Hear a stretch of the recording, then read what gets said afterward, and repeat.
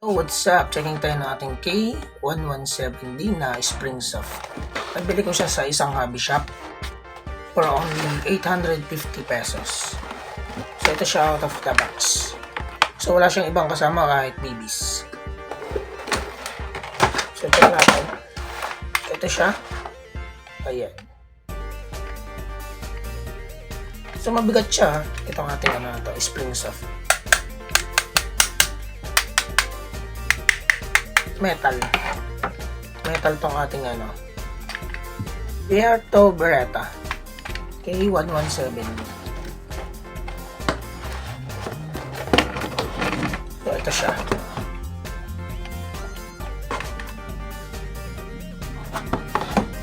Yung kanyang hammer dito sa likod working, pero ibang button dito, ibang safety features niya ay access lang siya, dummy.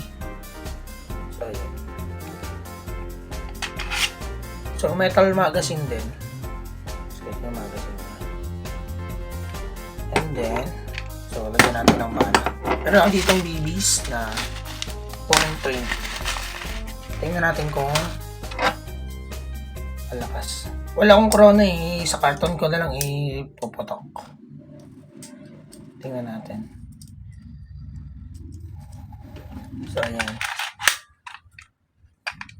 So, kasa natin Kasa natin to.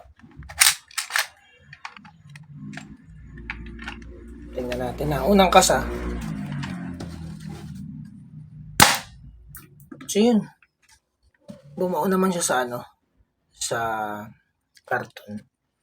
Medyo malakas din. Pero yung, niya, FPS, hindi ko ma-check kasi wala akong chrono dito.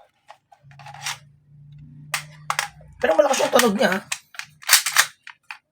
Working hammer. Firing. Isa pa. Firing. So, ayun. Yun yung ating K117D na pistol. So, metal siya sa labas. And then sa loob, hindi ko pa na-check. Double check ko lang yung loob niya kung metal din. Okay. So, ayun. Thank you so much.